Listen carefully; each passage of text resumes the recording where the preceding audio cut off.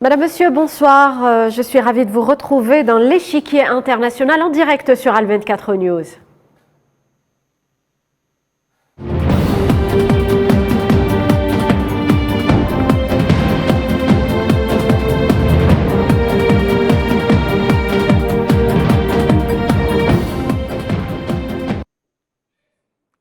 Madame, Monsieur, bonsoir. Je suis ravie de vous retrouver dans l'échiquier international en direct sur Al24 News. Le Conseil de sécurité des Nations Unies a débuté hier à New York des consultations à huis clos sur la situation au Sahara occidental. Les participants auront à examiner le rapport annuel établi par le secrétaire général de l'ONU, Antonio Guterres, des discussions qui revêtent bien entendu une importance particulière puisqu'elles sont marquées par les interventions du représentant spécial du secrétaire général de l'ONU pour le Sahara occidental, Alexandre Ivanko, ainsi que de son envoyé personnel au Sahara occidental, Staffan de Mistura. Ces consultations sont également importantes du moment qu'elles interviennent à moins de 2 semaines de l'expiration du mandat de la mission des Nations Unies pour l'organisation d'un référendum d'autodétermination au Sahara occidental, la MINURSO.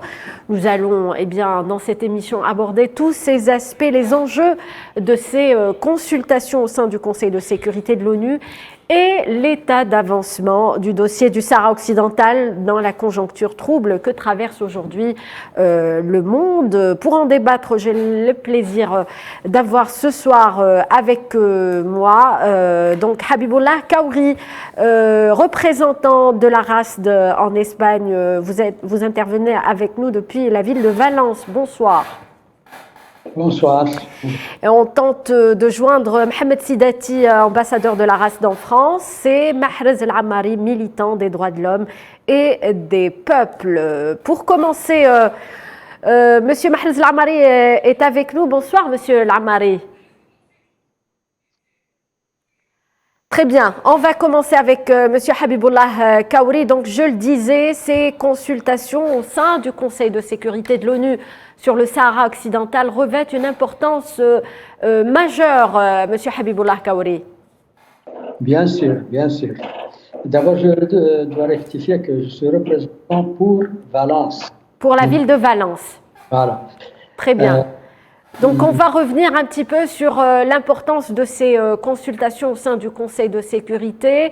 Le dernier rapport du secrétaire général de l'ONU est en ce moment examiné. Je le disais, il y aura également un briefing avec l'émissaire onusien pour le Sahara occidental, Staffan de Mistura, dont l'intervention est également très attendue. Staffan de Mistura, qui n'a pas donc commenté cette rencontre, donc je le disais, Habibullah Kaouri, c'est une rencontre importante pour l'avenir de la cause sahraoui.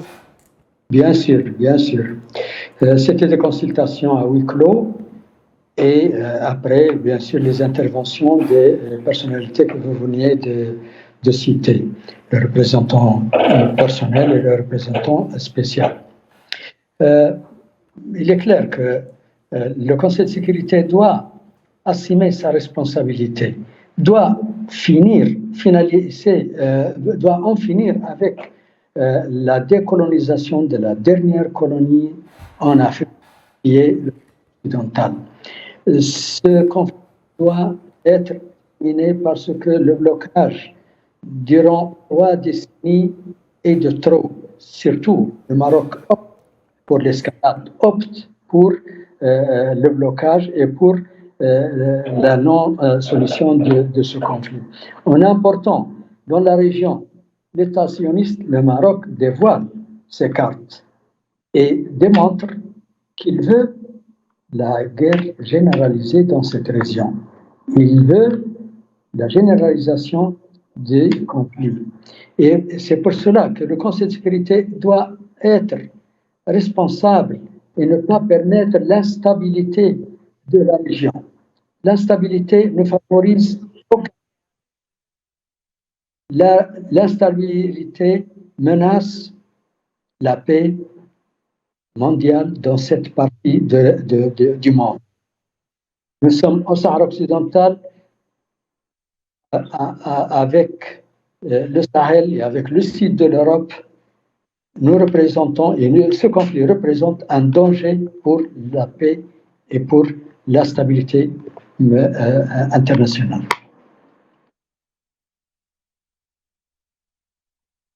Dans la région, et le secrétaire général de l'ONU l'a évoqué dans son dernier rapport annuel. Mahrez El Amari, vous êtes avec nous? Bonsoir, monsieur Mahrez El Amari. Monsieur Mahrez El Amari, est-ce que vous êtes avec nous? Vous êtes je le rappelle, oui, militant des droits de l'homme et des peuples, et vous intervenez avec nous depuis Paris. Vous êtes de passage, je le rappelle, à Paris dans le cadre des festivités du 17 octobre 1961. Monsieur El Amari, donc je le disais, ces consultations au sein du Conseil de sécurité interviennent dans un contexte délicat pour le Sahara occidental, pour la cause sahraoui. Oui, effectivement, comme vous l'avez souligné, je suis à Paris dans le cadre de la commémoration des festivités du 17 octobre 61. Ma participation citoyenne, pourquoi je la souligne, c'est pour une introduction dans cet important dossier. Elle s'inscrit sur la voie de l'héritage de notre peuple. Et aussi pour accomplir mon devoir citoyen de réveil des consciences et rappeler ses responsabilités. Donc c'est dans le même ordre d'idée et dans cette même logique que je participe aujourd'hui à cette émission importante à la veille de la réunion du Conseil de sécurité, au moment où le secrétaire général présente son rapport, au moment où l'Assemblée générale a déjà position, au moment de la 4e commission des Nations Unies de la résolution 1514 qui a permis au peuple de disposer d'eux-mêmes. Donc, pourquoi tout ça? Parce que le peuple, aujourd'hui, plus que jamais, le peuple sahraoui est en droit d'attendre de la communauté internationale un soutien plus ferme, une action plus résolue en vue de l'exercice de son droit inaliénable, imprescriptible à l'autodétermination. Vous avez certainement, comme moi, remarqué que le secrétaire général, M. de Mistura, ont tous confirmé, encore une fois, le constat malheureux de la politique d'obstruction et d'arrogance du Maroc qui ne cesse de défier la communauté internationale pour son inanité à vouloir détourner l'attention et fuir de la légalité internationale, et qui persiste malheureusement dans la stratégie de confrontation, et aussi, soulignons-le avec force, il persiste dans sa stratégie, il se complaît dans le statu quo colonial qu'il s'emploie à maintenir tout en poursuivant, à le perpétuer, à le maintenir et à poursuivre la violation des droits de l'homme.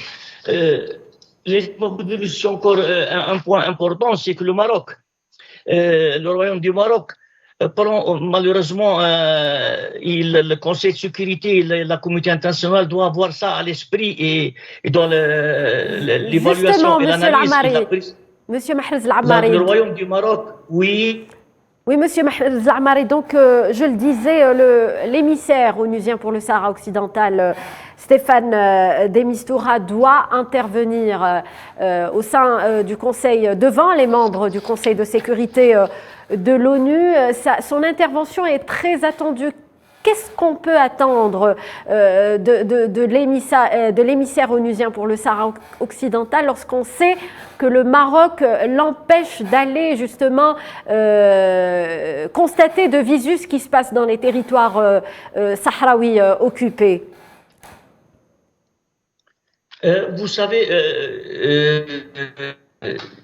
j'ai déjà mis en relief, comme je dis, vous avez certainement confirmé, c'est qu'on parle de nous tous, y compris de M. Dimstoura qui est parti sur place, qui a vu de visu ce qui se passe, la détermination et puis la disponibilité totale du Front Polisario et des Sahraouis, et de l'autre côté l'entêtement et l'obstruction du Royaume du Maroc. Oui. Il a pu aussi relever comme nous que le Royaume du Maroc expansionniste prend délibérément le risque d'augmenter la tension et aussi de créer une situation intolérable dans la région qui compromet la stabilité de la région et qui mine la paix.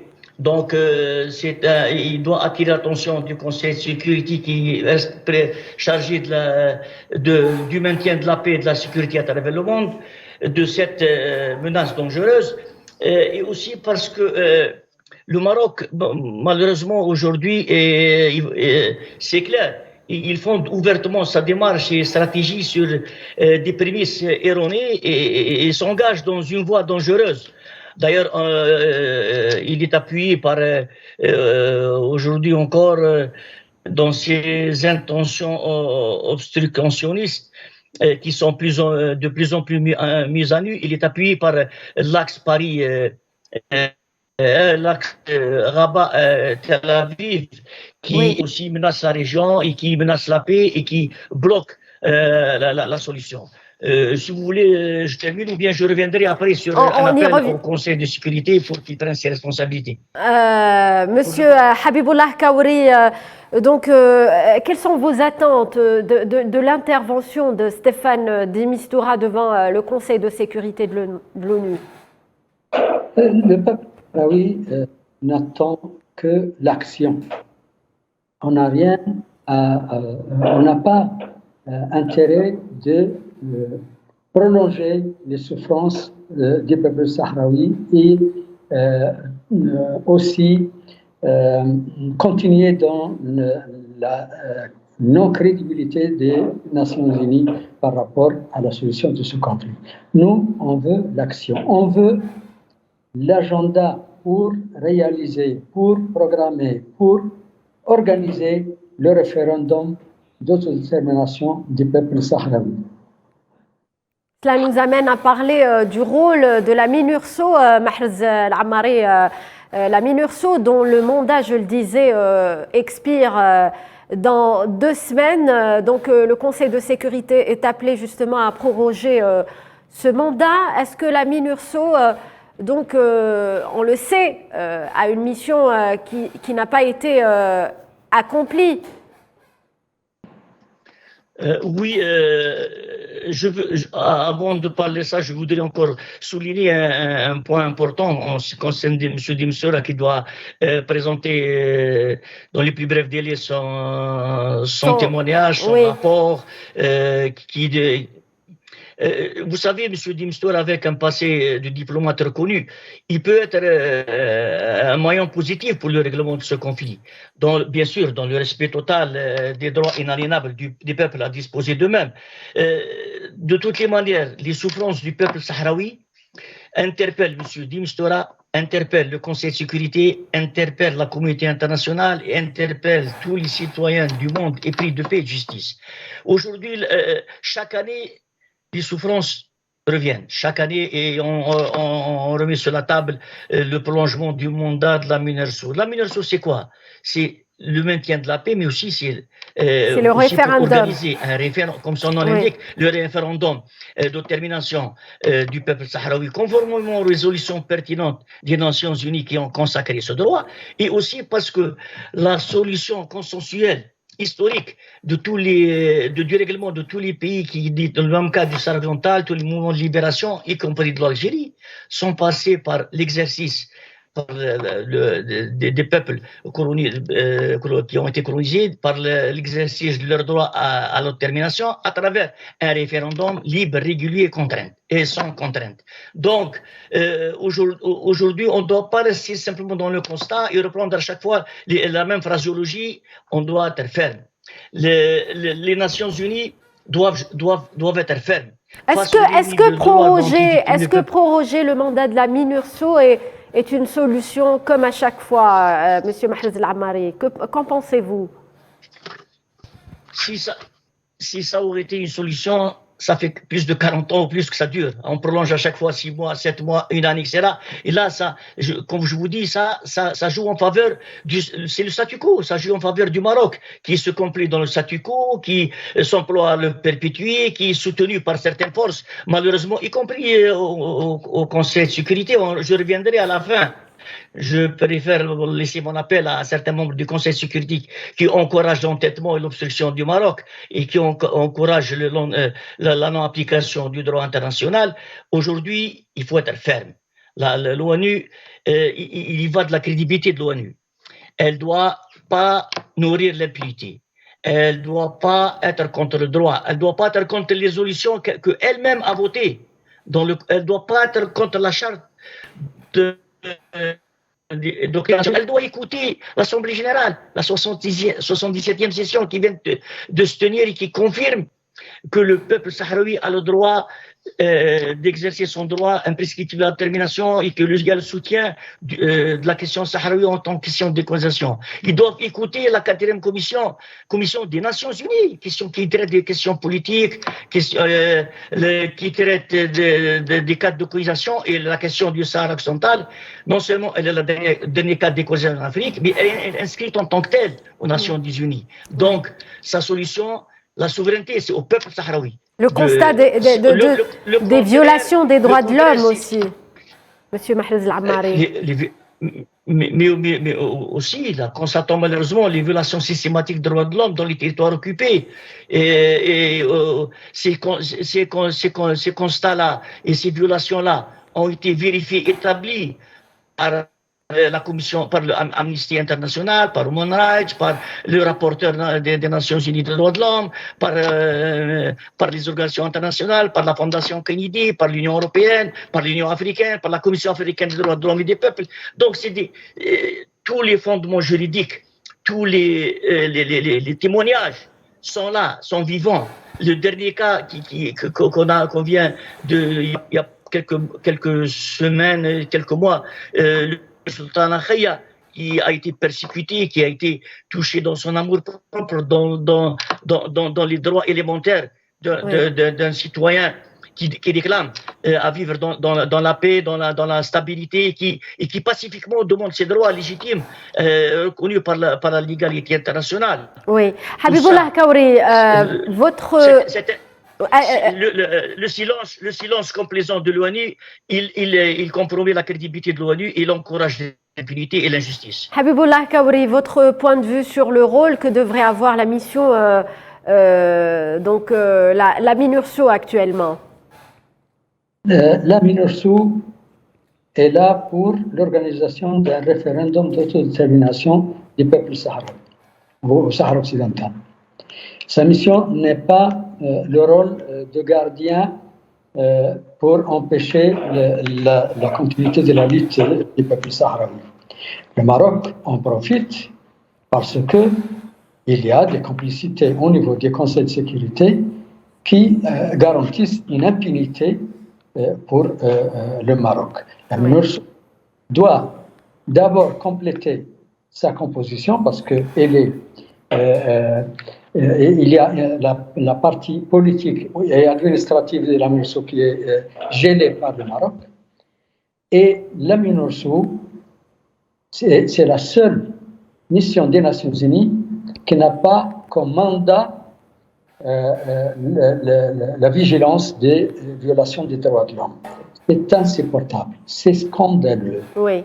La MINURSO doit assumer sa responsabilité et la responsabilité vient de résolutions du Conseil de sécurité.